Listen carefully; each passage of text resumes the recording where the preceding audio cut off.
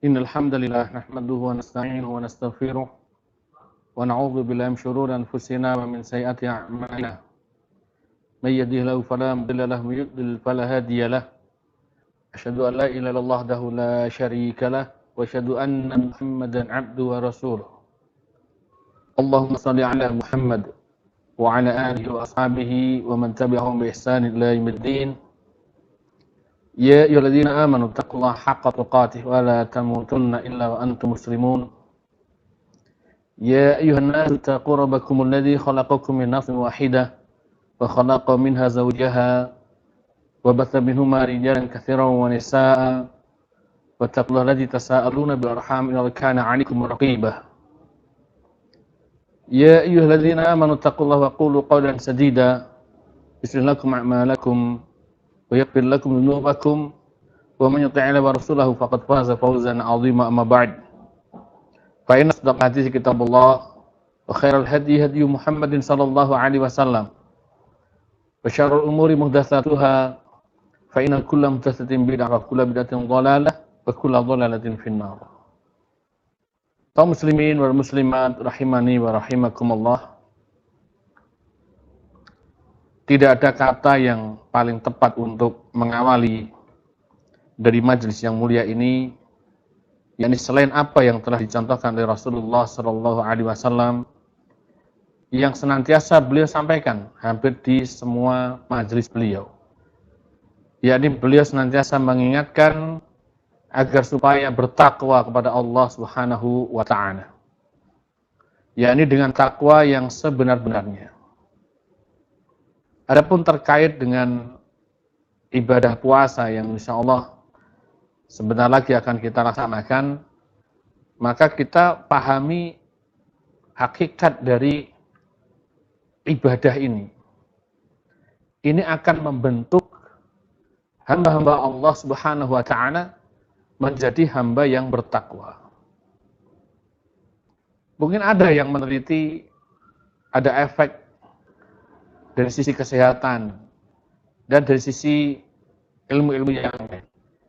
Tetapi puncak dari hakikat ibadah itu adalah ketundukan seorang hamba kepada Rabb-nya, kepada Allah Subhanahu Wa Ta'ala.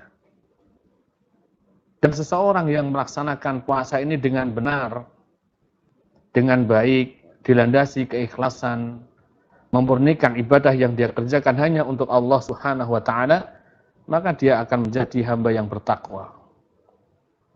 Maka dalam perintahnya Allah Azza wa Jalla telah nyatakan, ya ayyuhalladzina amanu kutiba alaikumusiyam kama kutiba alal ladzina min qablikum la'allakum tattaqun.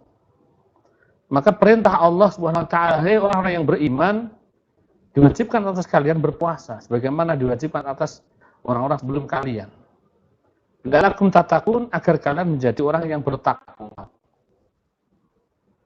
Maka hakikat dari ibadah ini kalau kita laksanakan dengan baik dan ikhlas, maka ujungnya adalah ketakwaan seseorang. Maka tatkala seseorang tidak menjadikan dirinya bertakwa pada Allah Subhanahu Wa Taala, ya puasanya la yanfa', tidak manfaat. Ya, seperti kalau misalnya antum diperintah untuk menuju ke suatu tempat. Misalnya antum diperintah untuk ke Semarang misalnya. Tujuannya Semarang. Ya, bukan Blora, bukan Pati, bukan Kudus. Tujuannya Semarang, kok ternyata endingnya hanya sampai Blora misalnya, hanya sampai Grobogan, nggak sampai Semarang. Nggak sampai pada tujuan itu. Begitu juga dengan ibadah ini. Bertahun-tahun kita melaksanakan ibadah tersebut, ya apakah kita mau membiarkan ibadah itu lewat begitu saja? Karena ibadah ini mengandung suatu hikmah yang sangat besar, sangat agung, ya untuk menjadikan hamba Allah Azza wa Jalla menjadi seorang hamba yang bertakwa. Dan ketakwaan adalah kita ketahui merupakan sebab dari kesuksesan seseorang di dunia wal akhirah. Seseorang yang bertakwa dibukakan jalan keluar dari semua kesulitan-kesulitan, dari urusan-urusannya. Seorang yang bertakwa, dia akan diberikan rezeki dari arah yang tiada disangka-sangka. Seorang yang bertakwa, dia akan dijaga oleh Allah Subhanahu wa taala dengan penjagaannya yang maha sempurna. Dimudahkan untuk melaksanakan suatu kebajikan, dihalang-halangi dari suatu keharaman, dihalang-halangi oleh Allah Azza wa Jalla dari perkara-perkara yang haram. Subhanallah. Ya, maka dari itu di sini kita juga ingin mengingatkan adanya peringatan dari Rasulullah Shallallahu Alaihi Wasallam. Ya, celaka seorang hambanya Muhammad Sallallahu Alaihi Wasallam bagi yang dia menjumpai bulan Ramadan tetapi tidak mendapatkan ampunan dari Allah Subhanahu wa taala. Ini mengingatkan pada kita, pilihan ada di tangan kita. Apakah kita ingin melewati Ramadan ini sebagaimana orang-orang yang lalai? Apakah kita ingin menempa diri kita, benar-benar kita laksanakan, kita jaga, jangan sampai kita mengikuti syubhat ataupun syahwat. Karena godaan manusia tidak akan luput dari dua hal ini. Kalau seseorang bisa lolos dari sisi syubhat, karena dia punya ilmu, ya syubhat itu diangkat dengan ilmu. Dia punya ilmu lolos dari syubhat. Tapi jangan merasa aman, karena seseorang itu bisa dihantam dari syahwat. Lolos dari syubhat, dia paham ilmu mana halal, mana haram, dia paham dengan ilmunya. Tapi jangan merasa aman. Tidak cukup hanya dari sisi itu, tetapi dia harus mempersiapkan dirinya untuk melawan syahwat. Dan syahwat ini bisa dilawan dengan as-sabru, ya, dengan sabar. Nah, jadi kalau syubhat dilawan dengan ilmu, kalau syahwat dilawan dengan sabar. Nah, jadi tema yang kita angkat di hari ini adalah kiat-kiat agar supaya menjadi orang yang sukses.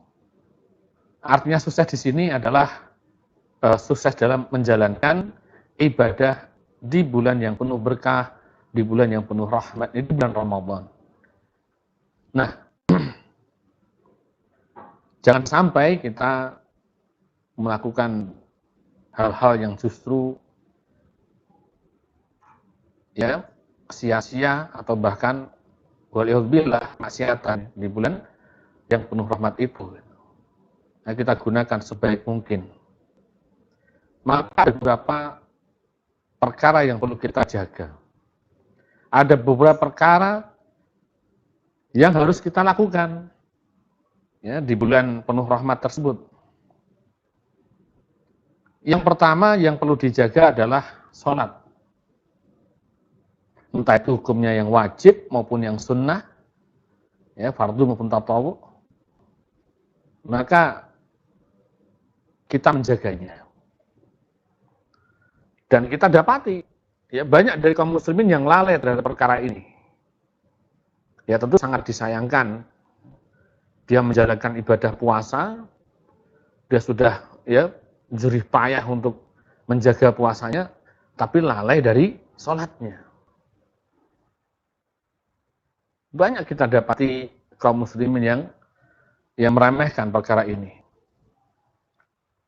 Entah dia menyanyiakannya atau bahkan ada yang sampai meninggalkannya. Padahal Rasulullah Shallallahu Alaihi Wasallam memberikan peringatan yang sangat keras mengenai ibadah salat ini. Beliau sabdakan, al-ahdul ladzi bainana wa bainahumus shalah, faman tarakaha faqad kafara. Perjanjian antara kami dengan mereka adalah orang-orang kufar, adalah salat. Barang siapa yang meninggalkannya, maka dia telah kafir. Hadis riwayat Ahmad, hadis ini disahihkan oleh Syekh Albani rahimahullah ta'ala. Ini tidak main-main. Ancaman dari Rasulullah sallallahu alaihi wasallam ini dikatakan kafir. Walaupun para ulama di sini khilaf apakah ini kufur akbar maupun asghar. Tetapi para ulama yang menyatakan bahwa ini adalah bukan kufur akbar, mereka sendiri mempersyaratkan beberapa syarat-syarat yang ketat. Dan itu menyatakan bahwa ini pelakunya terlaknat. Tidak ada yang meringan-ringankan masalah ini. Nah, Ada sholat fardu, ada sholat tatawwu, sholat sunnah. Maka selain sholat wajib, ya tentu kita juga harus menjaga sholat-sholat sunnah. Di antaranya sholat-sholat sunnah rawatib misalnya.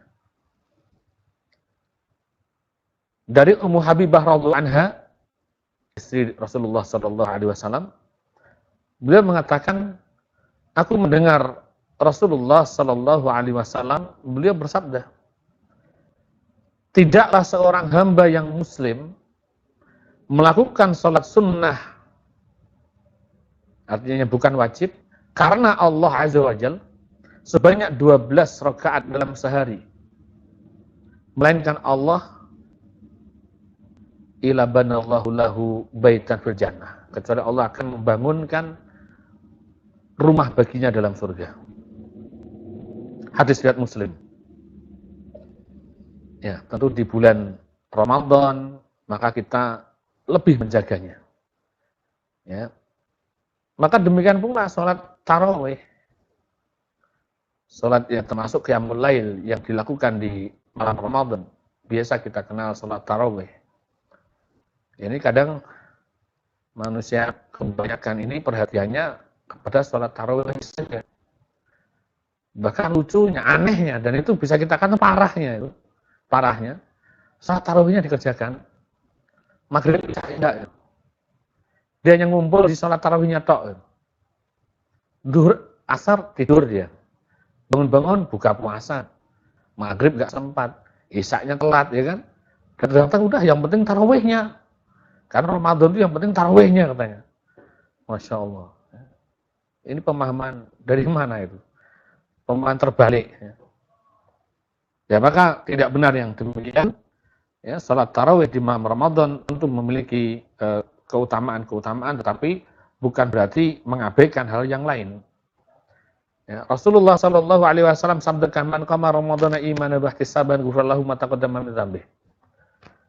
Barang siapa yang melakukan atau menegakkan qiyamul lail, artinya salat malam di bulan Ramadan dengan didasari iman dan mengharapkan pahala dari Allah Subhanahu wa taala, maka dia diampuni dosa-dosa yang telah lalu. Muttafaqun alaihi, Bukhari dan Muslim. Nah, ya sering kita ingatkan ya, tetapi maksud dari sabda Nabi Shallallahu alaihi wasallam ini dari seluruh dosa yang dimaksud itu adalah dosa kecil ya. Karena dosa besar itu hanya bisa terhapus dengan taubatan nasuha. Adapun yang dimaksud imanan wa ihtisaban ghufrallahu ma taqaddama min dzambi, ini maksudnya adalah dosa kecil. Ya. Jadi dikecualikan dosa besar dari hal ini. Nah, kemudian keutamaan yang lain, seseorang yang sholat berjamaah yang bersama imam, maka dia seharusnya bersama imam itu sholat dia sampai selesai. Ya, jangan pulang dulu, sholatnya sampai selesai. Karena Rasulullah Shallallahu Alaihi Wasallam juga sudah bersabda masalah ini. Innahu man qama ma'al imam hatta yansarifa kutiba lahu qiyamul lailatan. Siapa yang sholat bersama imam sampai selesai, maka ditulis baginya pahala sholat semalam suntuk, hanya semalam penuh. Hadis riwayat Nasa'i, Tirmidzi, Ibnu Majah dan Ahmad. Ini disahkan Syekh Albani rahimahullah taala. Ya, kita dapati keanehan-keanehan ya. Dalam satu masjid kadang ada dua imamnya. Yang satu 11 rakaat, yang satunya 23 rakaat. 11 rakaat tampil duluan. Nanti setelah itu mundur dia kan, diganti imam yang shift kedua. Ada dua shift. Masya Allah. Oh, Ustaz. Jadi yang seperti ini harusnya dijelaskan nih para ulil ilm. Ya, para ulama setempat menjelaskan, mendudukkan permasalahan ini. Bagaimana yang sebenarnya? Ya, bagaimana kedudukan masalah fikih antara yang 11 rakaat dan 23 rakaat? Insya Allah kalau dijelaskan dengan baik, sebagaimana sabda Nabi SAW pada waktu beliau ditanya, bagaimanakah salat malam itu ya Rasulullah? Jawab beliau apa? Salatul lail masna. Malam itu 2 rakaat, 2 rakaat. Beliau tidak membatasi bilangan manapun. Ya, bilangan yang dipilih Rasulullah SAW, iya 11 rakaat. Ya, 11 rakaat bilangannya. Tapi ingat, sabda Nabi SAW tidak hanya memerintahkan untuk mengikuti itu saja. Tetapi beliau juga mengatakan, ya, dalam sabda beliau, "Shollu kama ra'aitumuni usolli."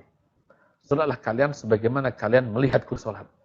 Sebagaimana kalian melihatku sholat. Berarti kalau sholatnya Rasulullah SAW, ya, dengan khusyuk, ya, dengan tumakninah, bacaannya, ya, di dalam hadis Aisyah radhiyallahu anha dijelaskan bagaimana sholat bacaannya Rasulullah, betapa bagus dan panjangnya. Ya memang 11 rakaat, tapi betapa bagus bacaannya dan panjangnya. Sampai di riwayat lain, para sahabat bertelekan, ya, tongkatnya. Ya Masya Allah, betapa panjangnya. Bukan yang singkat, ya, ekspres. Bukan yang seperti itu. Ya, tetapi yang contohkan Rasulullah adalah memang jumlah bilangannya 11, tetapi dengan kualitas betapa bagus dan panjangnya sholat beliau. Nah ini harus kita pahami. Ya memang kalau ingin berdalil, ya fattaqullaha mastata'tum, bertakwalah semampu-mampu kalian. Ya bisa dengan seperti itu. Boleh seseorang mungkin, ya, rakaat pertama mungkin baca Al-Ikhlas, kedua baca An-Nas. Apakah sah sholatnya? Sah. Ya sholatnya tetap sah. Tetapi ini di bulan yang penuh rahmat, penuh berkah, ya. Apa kita tidak ingin mendapatkan nilai plus? Ya. Apa kita tidak ingin memperpanjang dan perbagus sholat kita? Kualitas sholat kita? Ya walaupun itu sah, baca itu sah, tetap sah, ya, karena terpenuhi rukun-rukunnya, tidak ada masalah. Tetapi yang kita maksud adalah dari sisi keafdolan, afdoliyahnya, di sisi keutamaannya, bukankah dia lebih baik kalau dia berupaya untuk membaca yang lebih panjang jika dia mampu. Ya kecuali kalau memang hanya hafalnya kulhu saja, ya wes hafalnya itu kan. Cuman ingat bahwa yang menjadi imam itu yang paling layak, yang pertama adalah orang yang bagus bacaannya dan paling panjang atau paling banyak hafalannya. Ya. Yang pendek hafalannya, bukan, ya, yang paling panjang dan bagus bacaannya. Nah, jadi ini memang beberapa sisi perlu kita introspeksi, ya. Kita perlu muhasabah. Ya kita koreksi diri kita masing-masing. Oh iya ya, kalau kita sholat itu kenapa kok mesti ekspres, ya gitu. Seolah-olah ada hukum yang tidak tertulis, seolah-olah itu kan difahami masyarakat banyak bahwa kalau sholat tarawih itu mesti kudu cepat. Sholat isyaknya biasa loh itu. Sholatnya biasa. Alhamdulillahirabbil alamin. Berhenti. Ya, Ar-Rahmanir-Rahim. Berhenti. Maliki yaumiddin. Berhenti. Normal. Tapi pas waktu tarawih berubah itu. Ya, bacanya. Amin. Udah gitu. Nah, ini mestinya tidak seperti itu, ya. Bagaimana kita mencontoh Rasulullah, shollu kama ra'aitumuni usolli. Bagaimana sholatnya Rasulullah, sholat wajibnya? Bagaimana sholat sunnahnya? Apa diajari seperti itu? Balapan kok ngono kuwi? Ya tidak, ya tentu. Ya tentu tidak. Nah. Ya kalau masih ngeyel juga, yang penting laksah, ya, itu ya monggo, kalau mau seperti itu silahkan. Ya itu kita ingin yang afdholiyahnya lah yang lebih utama gitu kan. Nah, itu berkaitan dengan sholat. Yang kedua, tilawah Al-Quran, membaca Al-Quran. Bahkan ya di bulan Ramadan itu kita harusnya lebih banyak-banyak kita dekat dengan Al-Quran. Ya, jangan jauh darinya. Sing musafir ketelingsut hilang yang dari digoleki, ya. Wah lupa Ustaz, dulu saya pernah punya itu musafir itu, nggak tahu sekarang. Masya Allah. Ya, 12 bulan loh setahun itu. Sebulan itu sampai nggak iso. Itu ndahnya kebangetan nih, ya. Ada kemaksiatan besar apa yang menghalangi dia sampai tidak bisa membaca Al-Quran. Sebulan dalam setahun nggak sempat, musafir malah hilang. Untung gak dikelokno iku. Nah ini musibah. Kenapa kita tidak mencintai Al-Quran? Tiap hari kita harus baca itu Al-Quran itu. Kenapa kita buka-buka yang lain bisa, ya, buku-buku yang lain bisa, kita buka gadget bisa, tidak lupa kan? Bangun tidur langsung buka gadget, mau tidur buka gadget, tidur pun harus dinabubukkan sama gadget juga gitu kan. Masya Allah. Buka mushaf, Al-Quran, bacanya nggak sempet. Nah, maka di bulan Ramadan ini, ya, di bulan Ramadan, jangan sampai ini kita lalaikan atau kita sia-siakan. Allah firmankan dalam surah Al-Baqarah 185. A'udzubillahi minasyaitonirrajim. Syahrul Ramadhan alladzi unzila fil Qur'an hudal linnas wa bayyinatin minal huda wal furqan. Bulan Ramadan adalah bulan, kalau di sini disebut Syahrul Ramadhan alladzi unzila fil Qur'an. Jadi artinya bahwa di bulan Ramadan ini di dalamnya diturunkan Al-Qur'an, ini adalah awalnya. Awal Al-Qur'an, permulaan Al-Qur'an maksudnya. Jadi tidak semua ayat Al-Qur'an itu diturunkan di bulan Ramadan, tentu tidak. Jadi ini adalah permulaan dari Al-Qur'an itu diturunkan di bulan Ramadan. Sebagai petunjuk bagi manusia dan penjelasan-penjelasan mengenai petunjuk itu dan pembeda, artinya pembeda antara yang hak dan batil. Ya, maka disunahkan bagi seseorang untuk memperbanyak tilawatul Quran, ya, terkhusus di bulan Ramadan. Dan ada satu riwayat dari Abdullah bin Abbas radhiyallahu anhuma, ya dulu Rasulullah sallallahu alaihi wasallam, ya beliau paling dermawan. Semakin dermawan itu di bulan Ramadan ketika malaikat Jibril mengajarkan kepada beliau Al-Qur'an. Dan dulu itu Jibril mengajarkan Al-Qur'an itu di setiap malam bulan Ramadan. Di setiap malam bulan Ramadan.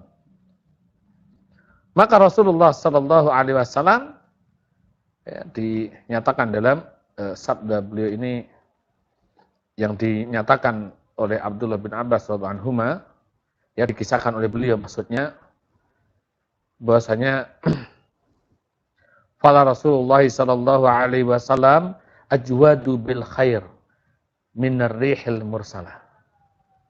Jadi di bulan Ramadan itu Rasulullah Sallallahu Alaihi Wasallam ajwadu bil khair.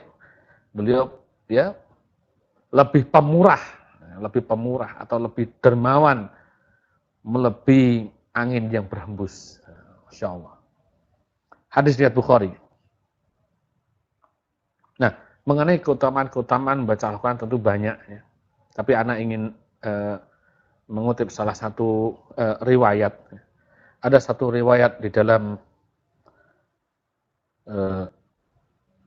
riwayat Al-Baihaqi ya, dari Abdullah bin Umar radhiyallahu anhuma, beliau mengatakan Rasulullah Shallallahu alaihi wasallam bersabda bahwa sesungguhnya hati ini bisa berkarat seperti besi berkarat jika dia terkena air.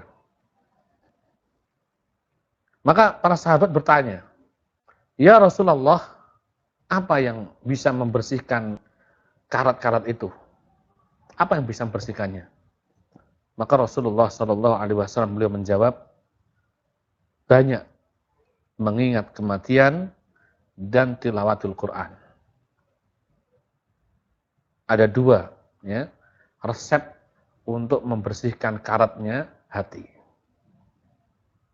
Ya, kalau dibiarkan ya hati ini keropos.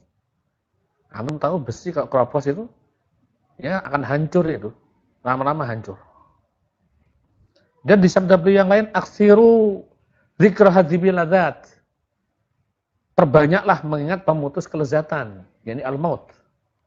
Ini hadis riwayat Tirmidzi. Ya, maka pesan dari Rasulullah Shallallahu Alaihi Wasallam ini ya merupakan kunci yang harus kita pegangi dan kita ingat-ingat terus. Kemudian Rasulullah juga pernah ditanya di yang lain, ya Rasulullah, siapakah orang mukmin yang paling baik? Dijawab beliau, yang paling bagus akhlaknya. Ya, yang paling bagus akhlaknya. Kemudian siapakah orang mukmin yang paling cerdas? Ya, agias. Siapa yang paling cerdas? Dijawab Rasulullah, yang paling banyak mengingat kematian dan mempersiapkannya. Itu yang paling cerdas. Orang mukmin yang paling cerdas. Bukan lalai dari al-maut. Nah,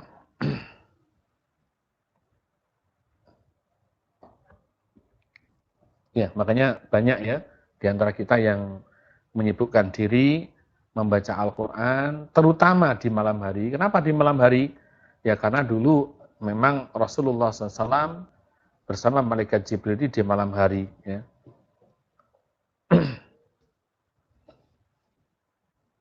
Jadi pengajaran Al-Qur'annya itu dilakukan di malam hari. Kemudian kalau di malam hari itu manusia sudah lepas dari kesibukan, ya. Mosok 24 jam mau dipakai bisnis terus, ya. Atau mungkin ngejar dunia, ya. Maka tidaklah, ya. Jangan seperti itu. Jangan menjadi hamba dunia. Maka di malam hari insya Allah lebih longgar, sehingga dia lebih fokus. Bisa mentadaburi apa yang dia baca. Bisa tenang dalam membacanya dengan tartil. Ya, ingat firman Allah Subhanahu wa taala dalam surat Al-Muzammil ayat 6. A'udzubillahi minasyaitonir rajim. Inna nasyiatal laili hiya asyaddu wada'u wa aqwamu qila. Sungguh bangun malam itu lebih kuat, hanya lebih kuat mengisi jiwa. Dan bacaan di waktu itu, artinya di waktu malam, itu lebih berkesan. Nah, kita contoh bagaimana para ulama, para salaf terdahulu. Ini kita ambilkan dari beberapa contoh saja, di antara para ulama, di antara Imam Al-Zuhri rahimahullah ta'ala. Jadi beliau itu jika memasuki Ramadan, seolah-olah yang paling utama dari pekerjaannya itu hanya dua. Membaca Al-Quran dan memberi makan. Ya karena kan butuh hidup, kita hidup butuh makan. Ya. Nah, sampai seperti itu. Kemudian Imam Abdul Razak rahimahullah, beliau mengatakan, Imam Sufyan Ats-Tsauri rahimahullah, jika beliau masuk bulan Ramadan itu, beliau meninggalkan segala bentuk ibadah. Dan beliau fokuskan hanya membaca Al-Quran. Ini artinya bukan meninggalkan sholat, bukan ya. Bukan. Maksudnya meninggalkan itu adalah beliau memprioritaskan ya membaca Al-Quran ini. Ya, jangan sampai dia jauh dari Al-Quran, artinya begitu. Ya. Ya ibadah wajib tetap dilakukan, ibadah sunnah juga tetap. Tapi artinya dari sisi skala prioritas beliau tetap tidak akan melalaikan dari membaca Al-Quran, artinya demikian. Kemudian Imam Syafi'i rahimahullah ta'ala, mungkin antum sudah sering mendengar ya, lihat ini, bahwa di bulan Ramadan, berapa kali beliau menghatamkan Al-Quran? Pernah dengar antum? Berapa kali? 60 kali. 60 kali Imam Syafi'i menghatamkan Al-Quran, dan itu di luar sholat. Masya Allah. Ya, di luar sholat, 60 kali. Ini kaliber ulama ya, kaliber ulama ini. Ya, kita yang mereteli gitu. Aku kan suwi ya. Ya, sehari gitu mungkin bisa 5 juz sudah bagus gitu. Ya, semua sesuai kemampuan ya, sesuai kemampuan. Ini gambaran seperti ini apa yang dilakukan oleh para ulama, ini bisa menjadi pelecut semangat kita ya. Karena mereka lah pewaris Nabi. Mewarisi ilmunya dari Rasulullah SAW sampai pada kita ini. Ya, kepada siapa kita belajar kalau kita tidak merujuk kepada para ulama? Para ulama mencontohkan demikian. Kemudian perkara yang ketiga, ya, yang jangan sampai kita luput darinya, yakni memperbanyak bersedekah. Ya, bersedekah di kapanpun diperintahkan, di luar Ramadan juga diperintahkan. Tapi diperbanyak di bulan suci Ramadan itu, dicontohkan oleh Rasulullah SAW betapa beliau semakin dermawan. Apa beliau di luar Ramadan tidak dermawan? Ya dermawan. Terlebih di bulan Ramadan, beliau lebih bersemangat. Ya karena ya kebaikan-kebaikan di bulan suci Ramadan tentu memiliki keutamaan-keutamaan. Dan disampaikan tadi di awal sudah kita sebutkan, qala Rasulullah sallallahu alaihi wasallam ajwadu bil khair minar rihil mursalah. Ya, jadi beliau di bulan Ramadan itu lebih pemurah, lebih dermawan. ada angin yang berhembus, Masya Allah. Semangat kita, ya. Kita cari fakir miskin, fuqara, masakin. Di bulan Ramadan. Ya, sedekah ini. Biasanya 1.000, 2.000 ya. Sudah tahu ilmunya ini, sudah tahu keutamaannya ini, ya. Ayolah ditingkatkan. Berapa? 1.500. Berdoa ya. Saya 3.000, berdoa 2.000, 3.000 kacak sidik tok. Yang penting keikhlasannya. Yang lebih penting lagi kalau banyak dan ikhlas. Kalau banyak dan ikhlas. Punya uang 10 juta, sedekahnya 5.000. Ya, jangan begitu ya, jangan begitulah ya. Kalau misalkan kita punya 5 juta yang istilahnya aman lah ya, yang aman gitu, dia mau sedekahnya cuma 5.000. Ya, ditingkatkan ya. 5 juta. Wah, ini aman, ini uang yang aman istilahnya. Ya sudahlah, kita sedekahkan 2 juta. Ya. 2 juta untuk hal-hal yang diridhai Allah Subhanahu wa taala. Ya, terutama untuk amal-amal jariyah, Masya Allah ya. Diwujudkan kitab di ma'had atau mushaf Al-Quran atau membantu operasional untuk pendidikan, untuk kegiatan-kegiatan dakwah, Masya Allah ya. Untuk tim media seperti ini disupport, ya itu amal jariyah itu. Berapa banyak itu video yang antum bikin dilihat orang? Manda ilal huda ya. Manda ilal huda kanalu minal ajri. Misal ujuri man tabi'ahu lain kusudari man tajum syai'a. Nah, itu kalau mengajak kepada kebaikan, termasuk di dalamnya itu semua tim yang terlibat, semua orang-orang yang mendukung ya, terlaksananya pendidikan di atas sunnah, termasuk dakwah, ya, media-media sunnah dan seterusnya. Ini semuanya manda'i lahudan. Mereka mengajak, menyuruh kepada petunjuk. Tidak mesti ustadz di sini. Antum bisa buka di dalam kitab Bajatul Qulubil Abrar, dijelaskan oleh Syekh Abdurrahman bin Nasir As-Sa'di rahimahullah ta'ala, bahwa termasuk di dalamnya tidak hanya da'inya, termasuk orang-orang yang mewujudkan ilmunya itu, termasuk yang menyumbang bukunya, menyumbang kitabnya, ya, sehingga pendidikan itu terselenggara, kemudian yang mungkin bayari listriknya, atau bayari pulsanya, atau bayari, dan seterusnya, itu semua mereka bertahun alal birri wa taqwa, ini mendapat pahalanya di situ, termasuk bagian dari orang-orang yang menyuruh kepada kebaikan, Masya Allah. Nah, ini di bulan Ramadan, tingkatkan lagi. Termasuk kepada fuqara, pada orang fakir, kepada orang-orang miskin. Ya.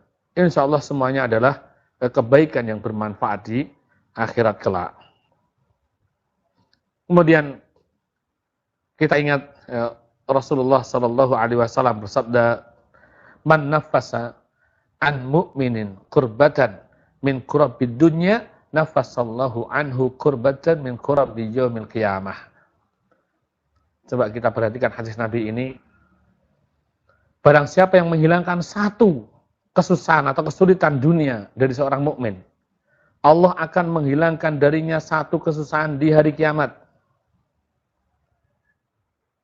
Kemudian, wa man yassara 'ala mu'sirin yassarallahu 'alaihi fid dunya wal akhirah.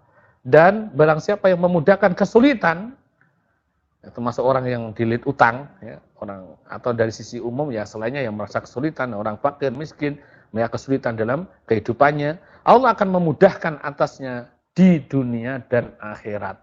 Balasan Allah berlipat ganda. Nah, termasuk di antara amalan yang ditekankan di bulan Ramadan ini untuk sedekahnya adalah memberikan makan kepada orang yang berbuka puasa. Termasuk di antaranya itu bagi orang yang puasa. Nah, berbuka puasa bagi orang yang puasa. Gitu. Jangan berbuka puasa yang mokel gitu. Nah, karena sabda Nabi SAW, "Man fatara sha'iman kana lahu mithlu ajrihi ghaira annahu la yanqusu min ajri sha'imi syai'a." Siapa yang memberi makan orang yang berpuasa, maka baginya pahala seperti orang yang berpuasa tersebut, tanpa mengurangi pahala orang yang berpuasa itu sedikit pun. Hadis Tirmidzi, disahihkan Syekh Albani rahimahullah ta'ala. Nah, hadis tadi anak tambahkan sedikit, tadi sempat terucap ya. man da'a ila dhalalah kana 'alaihi minal itsm mithlu athami man tabi'ahum lan kusul dzalik min athamihim syai'a. Jadi kebalikannya, kalau di bulan puasa atau di bulan Ramadan justru dia mengajak kepada kesesatan, maka dia akan mendapat dosa orang yang mengikutinya. Sebanyak orang yang mengikutinya itu, dia tanggung. Hati-hati ya. Maka konsentrasi, sibukkan diri kita pada kebaikan. Ya, gunakan di waktu-waktu yang penuh dengan rahmat, penuh dengan keberkahan, ya, untuk perkara yang ma'ruf. Nah, yang keempat, yakni menjaga lisan. Ya, karena kesuksesan seseorang berpuasa itu di dalam bulan Ramadan tidak hanya menahan lapar dan dahaga, tetapi dia juga harus mampu menahan lisannya. Artinya begini, ucapan-ucapan yang Allah ridhoi, maka di situ akan mendatangkan pahala. Tapi ucapan-ucapan yang justru Allah tidak meridhoinya, ya entah dia berupa ghibah, dusta, ya, mengumpat, atau ucapan-ucapan jelek yang lainnya, fitnah, ya, maka yang seperti itu, jelas itu Allah murkai. Nah, dan Rasulullah SAW juga sudah peringatkan, man lam yada' qawla zur wal amala bihi falaysa lillahi hajatun fi an yad'a ta'amahu wa syarabahu. Barang siapa yang tidak meninggalkan perkataan dusta dan mengamalkannya atau mengerjakannya, maka Allah tidak butuh lagi rasa lapar dan dahaga yang dia tahan. Hadis riwayat Bukhari, sahih hadisnya.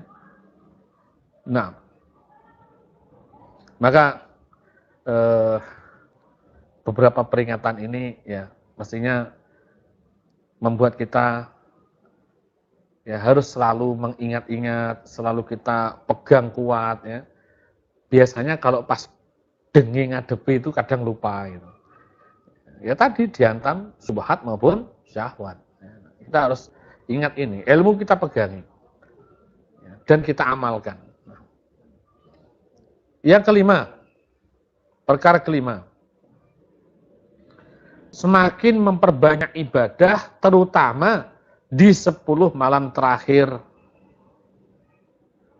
Ya, karena ada hadis sahih dan Muslim disebutkan bahwa Rasulullah SAW beliau meningkatkan kesungguhan ibadahnya itu di 10 terakhir bulan Ramadan yang tidak dilakukan pada hari-hari sebelumnya. Ya, bahkan dicontohkan beliau apa? Melakukan apa? Iktikaf. Melakukan iktikaf ya, di masjid. Beliau sibukkan diri dengan ibadah. Antum kalau pelajari fikihnya iktikaf nanti tahu ya. Di dalam iktikaf itu kita apa main catur ya, apa main apa itu yang terkenal itu PUBG ya, Mobile Legend. Iku masjid apa media game itu loh. Iku enek-enek ya. Berapa ada Ustaz seperti itu? Ada itu beberapa masjid itu ada itu yang kayak gitu itu. Oh, namanya manusia macam-macam ya. Mojo ya, itikafnya kusuk banget ya. Ternyata bukan baca Quran itu kan, malah game online. Alhamdulillah. Ya perlu diisi dengan ilmu orang seperti itu. Atau mungkin kesibukan-kesibukan lain yang membuat kita tersibukkan, terlalaikan dari perkara-perkara yang baik. Nah, maka itu adalah beberapa hal yang perlu kita jaga, yang perlu kita pegangi agar supaya ibadah kita sukses. Kita menjadi orang yang sukses di bulan yang penuh berkah, bulan yang penuh rahmat, di bulan suci Ramadan ini. Yang mudah-mudahan Allah Subhanahu wa taala mengizinkan kita ya untuk bisa bertemu dengan bulan Ramadan, kemudian kita dimudahkan untuk meraih keberhasilan di bulan suci Ramadan di tahun ini dan tahun berikutnya. Billahi ta'ala ya, tentu kita ingin semua agar kita mendapatkan ampunan, maghfirah dari Allah Subhanahu wa taala, agar kita tidak sia-sia ya, tidak termasuk pada umat-umat yang merugi, umat-umat Rasulullah yang merugi karena bertemu dengan bulan Ramadan tapi tidak mendapatkan ampunan dari Allah Subhanahu wa taala. Ya, semoga Allah Azza wa Jalla memudahkan kita semua untuk dapat melaksanakan apa yang tadi sudah kita sampaikan. Amin ya rabbal alamin. Wallahu a'lam bishawab. Baik, alhamdulillah setelah kita dengarkan beberapa uraian dari Ustadz. Syukur Ustadz. Ini ada beberapa pertanyaan yang masuk dari para saudara kita, jamaah kita melalui via Zoom. Yang pertama, jika di desa banyak yang sholat tarawih yang terlalu cepat gerakan atau bacaannya, bolehkah saya sholat tarawih di rumah, Ustaz? Apa dulu, Ustaz?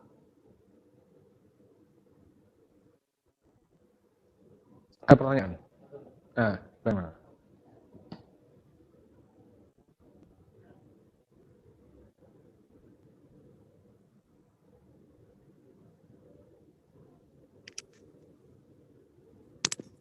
Ya, Ustaz. Ana ulangin, Ustaz. Jika di desa banyak yang sholat tarawih yang terlalu cepat gerakan atau bacaannya, bolehkah saya sholat tarawih di rumah? Apa dulu, Ustaz? Kurang jelas. Mantul ya. Mantul. Kan tadi antum sudah ucapkan, antum sebutkan, bacakan ke ana.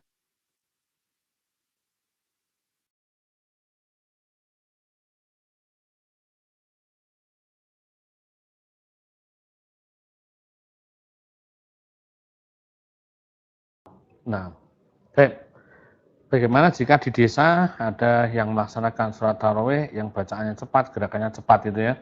Bolehkah saya sholat di rumah?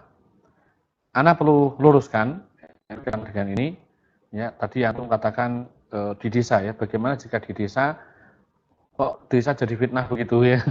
Bukan ya. Itu yang betul tidak di desa. Ada di desa, ada di kota itu kan. Ada di banyak tempat, tidak hanya di desa saja, di kota yang cepat juga banyak gitu. Nah, bagaimana yang seperti itu? Maka kita harus pahami, ya, tentu dari sisi keutamaan kita mencari yang sholat itu yang tumak ninah. Karena tumak ninah itu termasuk rukun. Kalau itu dilanggar sampai tidak tumak ninah, maka sholatnya batal. Ya, sholatnya batal itu. Ya buat apa kita lakukan sesuatu yang sudah kita berupaya ya, tapi gagal mendapat pahala karena batal sholatnya.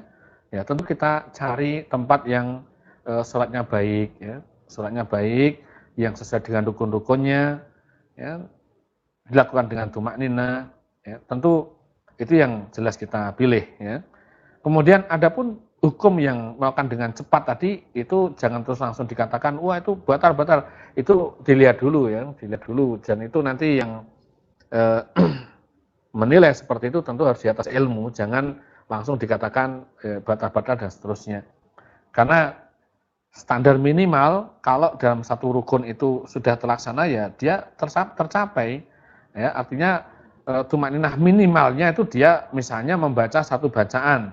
Ya, tatkala rukuk misalnya dia rukuk kemudian dia baca subhana rabbil azim minimal satu kali lah ya. Nah, kalau sudah satu kali aja enggak bisa ya baru sub gitu, sudah langsung ganti gerakan nah itu namanya sudah tidak tumakninah ya. Masa kita baru iktidal baru mau mengucapkan rabbana walakal hamd baru sudah bablas itu. Nanti sub sudah bablas lagi. Ini tidak tumak ninah kalau yang seperti itu, maka ya kita lebih aman mencari tempat yang sholatnya secara tumak ninah. Nah, jadi kita hindari yang seperti itu, karena tumak ninah ini rukun. Ya, rukun dalam sholat. Kalau tidak tumak ninah, maka batal sholatnya. Wallahu a'lam. Pertanyaan dari jemaah. Bismillah. Assalamualaikum warahmatullahi wabarakatuh. Semoga Ustadz dan tim dalam lindungan Allah Subhanahu wa taala. Afwan, izin bertanya bagaimana jika pada bulan Ramadan berusaha memperbanyak baca Al-Quran, tapi tidak mengetahui artinya. Jazakallahu khairan. Waktu-waktu tersendiri ya, membaca Al-Quran itu berpahala yang sangat banyak. Alif lam mim itu tidak dihitung satu huruf ya. Tidak alif lam mim satu huruf tidak, tapi alif sendiri, lam sendiri, mim sendiri, itu ada hadisnya. Dan itu dilipat gandakan pahalanya menjadi 10 kebaikan dan lebih. Nah, maka membaca Al-Quran itu tentu mendapatkan pahalanya. Nanti untuk mempelajari tafsirnya, untuk mempelajari maknanya. Ya, luangkan waktu, kan ada waktu kita 24 jam ya. Ya, diluangkan waktunya untuk belajar, kemudian nanti bersama guru untuk memahaminya. Ya, Masya Allah, ada yang nggak paham, tanyakan kepada guru untuk memahaminya. Ya, ada pun membaca ya, membaca. Ya, bacalah Al-Quran, baca Al-Quran. Tidak memahami maknanya itu udah berpahala, dia mendapatkan pahala karena bacaannya. Yang terbata-bata pun juga mendapatkan pahala semampu-mampunya, tapi dia wajib belajar terus itu, yang perbaiki bacaannya. Adapun untuk memahami makna dan tafsir dan seterusnya, ya tentu harus ada waktu khusus juga untuk mempelajarinya, ya. Jangan pelit-pelit ya. Oh tadi saya sudah baca, tafsirnya kapan-kapan aja, gitu. Kan kita butuh semua. Bagaimana kita mau melaksanakan isinya kalau kita tidak paham apa yang kita baca kan? Nah, maka perlu semuanya perlu. Jadi membaca juga penting, memahami maknanya juga penting, atur waktu dengan baik. Nah, wallahu a'lam.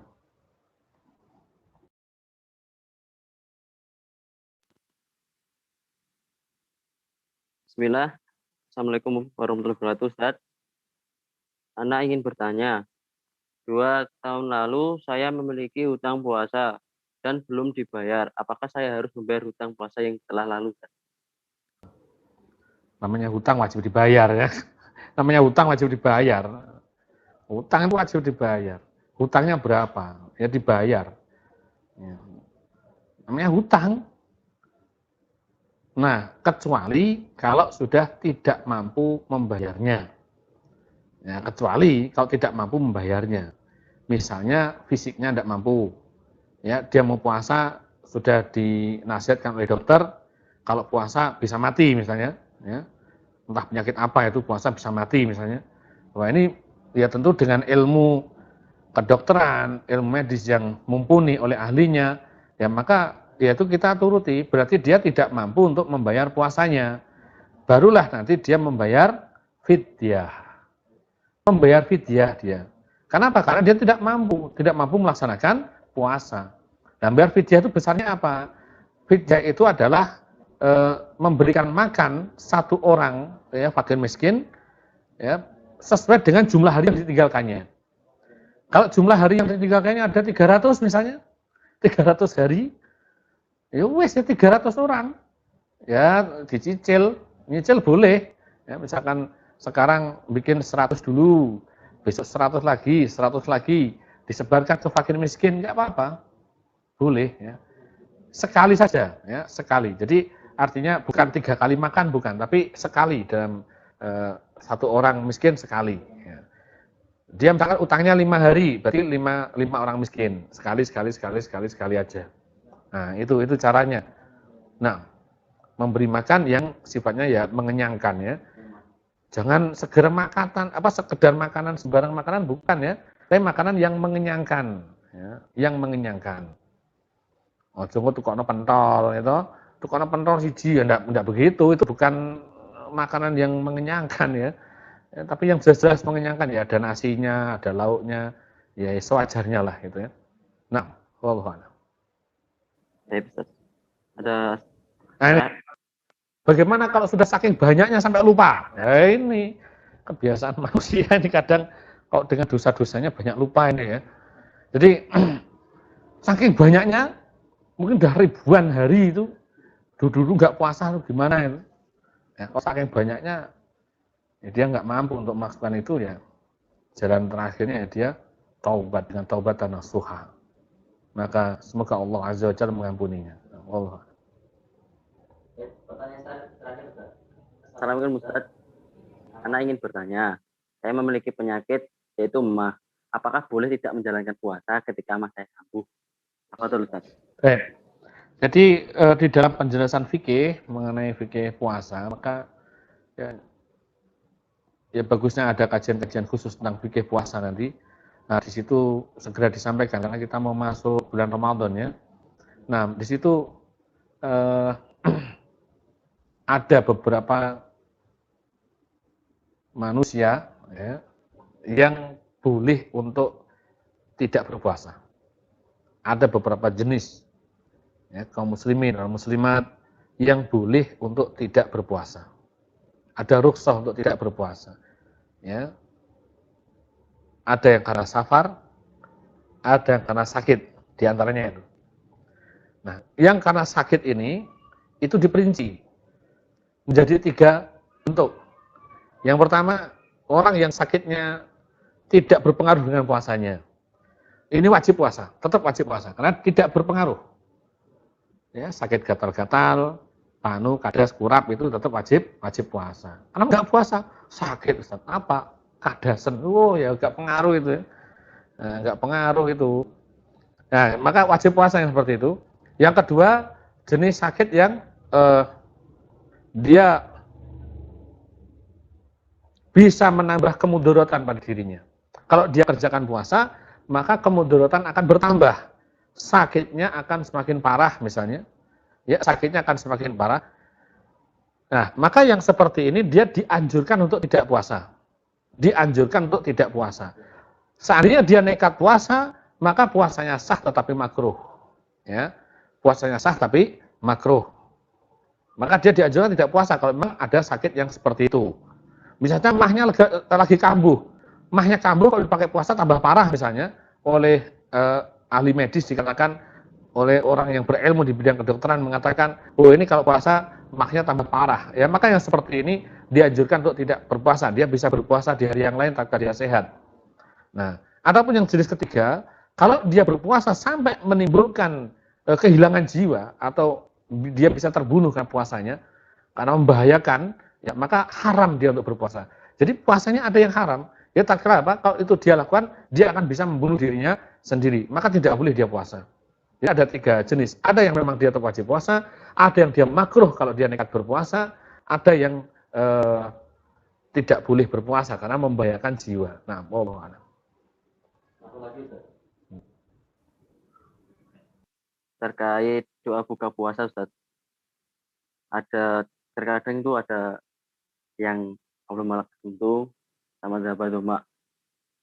Mana yang lebih sahih atau yang lebih sesuai sunnah Rasulullah SAW? Baca saja dapat doa wa taratil urqu wa sabatal ajru insyaallah. Sudah itu aja. Dapat doa wa taratil urqu wa sabatal ajru insyaallah. Sudah. Yang lainnya tidak sahih.